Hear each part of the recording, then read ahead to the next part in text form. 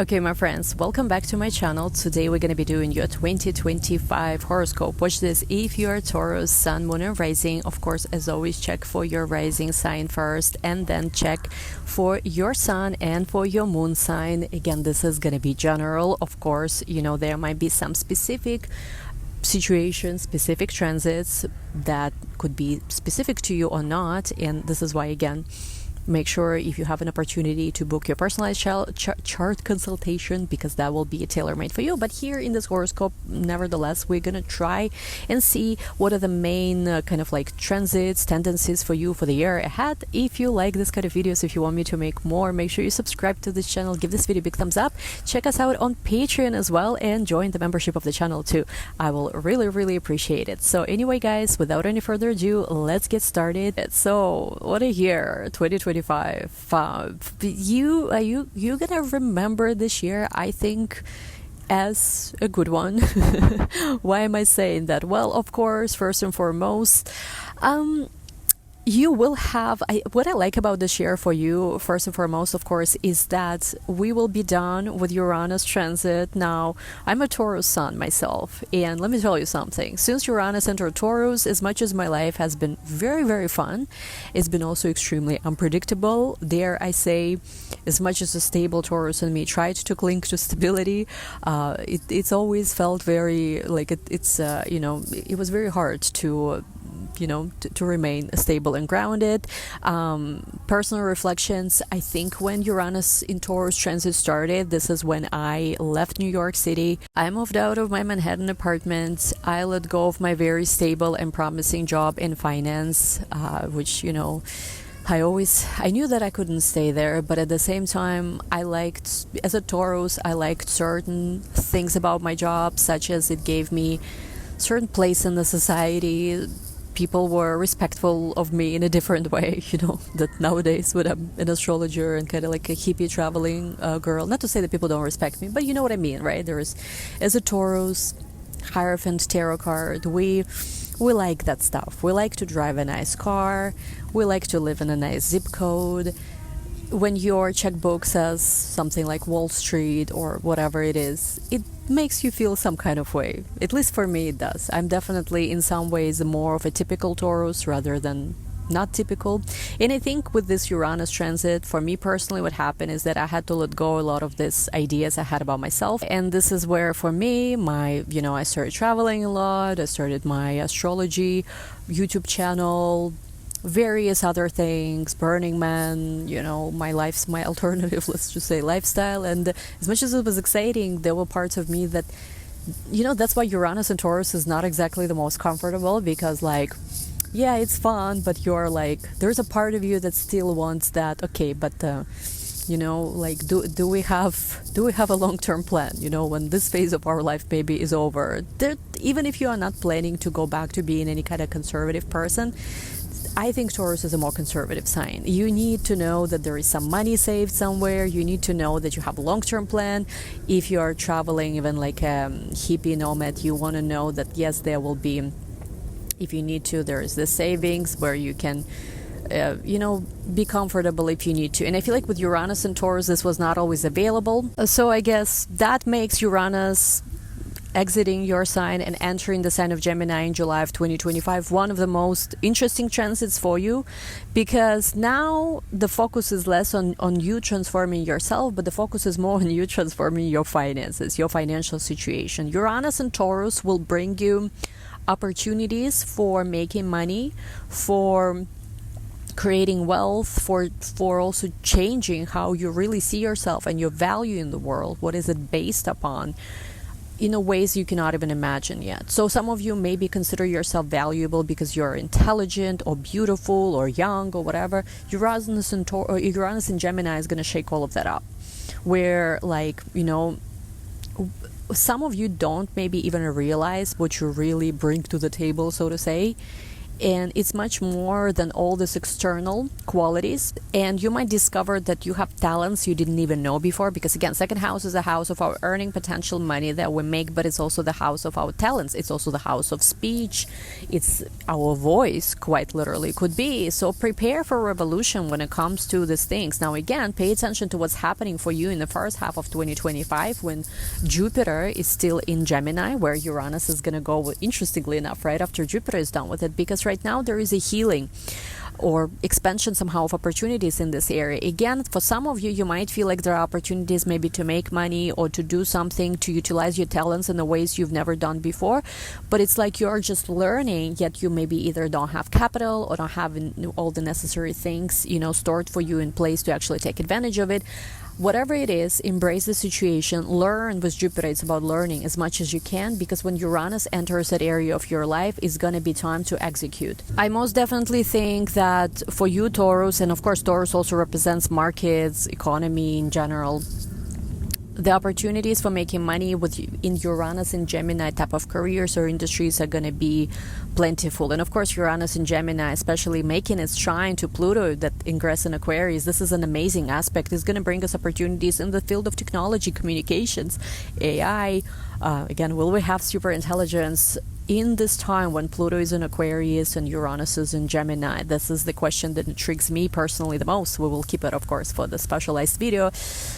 Deeper discussion. But here, yes, even for you, opportunities. I don't even want to necessarily say in crypto markets. Again, another video for that, because I don't really think crypto markets necessarily are going to perform as well as we expect in 2025, and especially, unfortunately, in 2026, it looks even worse. However, there are other opportunities in AI economy, in technology, different things we don't even know yet about. So yes, definitely brace yourself for this one, Taurus, because I think, as a Taurus, I am excited about this. It's like it's been a rough journey. Well, I don't want to say it's been a rough journey with Uranus and Taurus. I definitely can see why it's like, again, just to summarize this, I don't want to go on and on about this. I can see why Uranus is not comfortable in Taurus, and why Taurus is not necessarily comfortable, with Uranus. Now, of course, like I said before, Jupiter will be finishing its transit in your second house, and then it's going to be entering into your third house. So there will be opportunities again in the fields of technology, with communication, with social media. For those of you guys who these days it's almost everybody are exposed to social media in any way, maybe even if you are not like a content creator, but you promote in certain products, this definitely will bring you incredible opportunities for marketing, short-term travels, communications. All these things in your life should be better during this time. So yes, I'm excited about that one for sure. Now, going back kind of like to, I guess, the beginning of the year, this is where we do have, I don't want to say it's like a major issue, but I do think that the Mars retrograde that we have, which is happening in your third house, right? Mainly for you, Mars is in Cancer and in Leo. This is your third and fourth house in your chart. It could bring you a little bit of maybe a little bit unnecessary arguments with some people. Try to stay away from debates or from just getting into verbal fights with people, I guess. At the same time, if you do need to express your voice, with Mars in Cancer, it could be a bit passive-aggressive if you're honest, but if you need to express something, take a step back, assert a boundary, of course, do that. Mars will turn direct, and Mars will go into Leo in April of 2020, almost was going to say 2025. And I do think that a lot of things related to home, place of living, neighbors, siblings, all these things should start improving. You should start feeling better. Now, another thing is, not to say, again, even there's going to be necessarily an issue. Sometimes it's just about, I'll be honest, I'm a Taurus. The way this manifests is that I do have some, sexual tension with a few neighbors. Like there are a few attractive neighbors who are attracted to me for obvious reasons. And this is kind of like what's happening, because there's this one person attracted to me, wants to ask me out, and this my neighbor, and there's another one, and I'm like, should I even be dating any of my neighbors? Maybe it's not the best idea, So that's how it's been manifesting here. Another important transit for you, of course, is your ruling planet Venus is going to be a retrograde in the sign of Aries and Pisces. For you, this is 12th and 11th house axis. Again, it's like 12th house is about the unconscious, things you don't see, things are hidden, in your deep subconscious. It's also rest. it's hidden enemies, and 11th house is friends, communities, goals you have for yourself. So, it could manifest in so many different ways. One of the ways I can see more practically how it manifests is you will see where you yourself are standing in the way of reaching your goals. Maybe you have some really shitty habits, like you scrolling for hours on Instagram or something, and then you're surprised, oh my god, how come I don't have enough time to get this and this done? Could be different things like that. Recently I deleted Instagram. You have no idea how much more time I have now to do all the things I actually need to do. So for some of you, social media detox could be something I recommend. Again, this particular transit is going to be happening to you for you, interestingly enough, right? Also in that midpoint between Saturn and Neptune ingress into Aries. So the Venus retrograde in Aries is going to be happening in March and April. Venus in Aries and Pisces. And it's interesting because Neptune also enters Aries for you, which is your 12th house, from March to October. Then it's going to go back to Pisces. And then also you have Saturn ingress into Aries. That's going to be there from May to August. So both Saturn and Neptune are entering Aries. The Saturn cycle, of course, is about 2.5 years. So it's like it takes Saturn, the full cycle takes about 27, 28, 29 years, around that. Don't quote me on math. And then, of course, you have Neptune also entering Aries, first time since 19th century.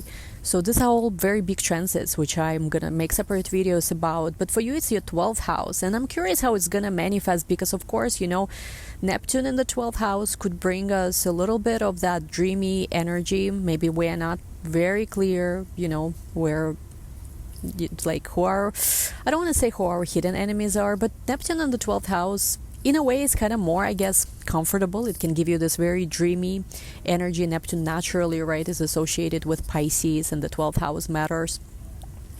But at the same time, we do have to be careful to not, go under any kind of spell, any kind of influence that we're not aware of, hypnosis. Hypnosis could be one of those things. So again, it's like needing to be careful what we expose ourselves to in terms of like what could be programming us. At the same time, with Saturn entering 12th house as well. Saturn in the 12th, again, this one will vary if it's happening from your ascendant, from Sun and Moon, because of course energies are different, especially from the 12th house when it's from the rising sign. This has to do with closing very, very big cycles, things you've previously worked on before Saturn comes into your first house, and there's a whole new cycle that begins. Very often when Saturn crosses the first house, this is when we have, birth of a child or beginning of a big new cycle in our life. When Saturn in the 12th house, we are clearing, so to say, the old karmic patterns, old debts. But again, this is more so when Saturn is in the 12th from ascendant. So for those of you who are Saturn, experiencing this transit from Sun or Moon, it's not necessarily the same. Of course, when Saturn is 12th from the Moon, this is what, again, I'm practicing tropical, Western, and Kabbalistic, but I am familiar with Vedic. I know that they call this a Sadasati, right, cycle, when Saturn is transiting the sign before the Moon, then the Moon sign, then the next sign. People say all kind of scary things about Sadasati. To me personally, when I was going through mine, as much as it was not an easy, by no means, time period, but this is when some of the biggest blessings of my life arrived. So again, will depend on individual chart, on an individual themselves and how, what choices they make. But don't be scared of that, essentially. Yes, Saturn in the 12th house might be like where you will need to see, where you are wasting maybe things, or what are the things that time to let go of. Maybe you are resisting. So yes, I feel like, it could be a productive transit. And again, I feel like people fear Saturn so much, but it's actually could be one of the most helpful transits and planets if you know how to work with it. So yeah, do not fear, so to say. I must not fear. Fear is a mind killer, right? To quote Bene Gesserit. But yes, also, of course, exciting. I think what's going to be exciting is, of course, eclipses moving to Pisces and Virgo, which for you is the 5th and 11th house axis. North node is going to go into your 11th house. South node is going to go into your 5th house. So you are going to be letting go of maybe a romantic partners, and maybe projects that are not fulfilling to you anymore. And with North Node in Pisces in 11th house, really aligning yourself with community that is better suited to you, really prioritizing the big dreams you have for yourself. Like Saturn's been transiting that area of your chart for a long time now, and some of you might have felt restricted. Maybe you forgot what it was like to dream. I actually, as a Taurus, am resonating with this a lot. I felt like all my goals I'm setting for myself are such shitty little goals that that's the reason I don't even work that hard anymore, because I'm like, okay, okay, is this what I'm gonna be getting up from my bed for? No thanks. And yeah, with like Neptune also being in the sign of Pisces, a lot of you had big dreams for yourself, right? Like you had all these larger than life goals, but at the same time it was very like not, with Neptune you didn't even know how to even start, what to do. Like it was all very, I don't want to say wishy-washy, but it was all very like not clear how to even reach this. I feel like North Node going into Pisces and the eclipse axis moving into that area of your chart will actually show you how to, like, what you want is possible, what you want exists, you're close to achieving your goals. It's just maybe there is like there needs to be this new fresh life that's being breathed, you know what I mean, right, into it. And for a lot of you, you will feel again with North Node and Pisces in the 11th house, where it's like, okay, there's all these things I want to do, there's all these people I want to align myself with, let's go, let's do it. Feeling passionate again and letting go of what is restrictive and haven't been making you feel happy for a long time, if you're honest with yourself. So yeah, Taurus, overall a very big year for you too, where I feel like a lot of you will will cut some, cut some ties, some loose ends perhaps, and really reconnect to what makes you happy. Start making money in a different way, could be have more fun, because again, eclipses on 6th 12th house axis, they are like I haven't been enjoying it that much, to be honest. It's not like it's about enjoying, but you know what I mean. Eclipses on the 5th 11th house axis, I think they are more fun, because this is where your heart space gets activated. You start chasing those dreams, those goals, expressing yourself more creatively as well, letting go at the same time of what's not really making you happy anymore.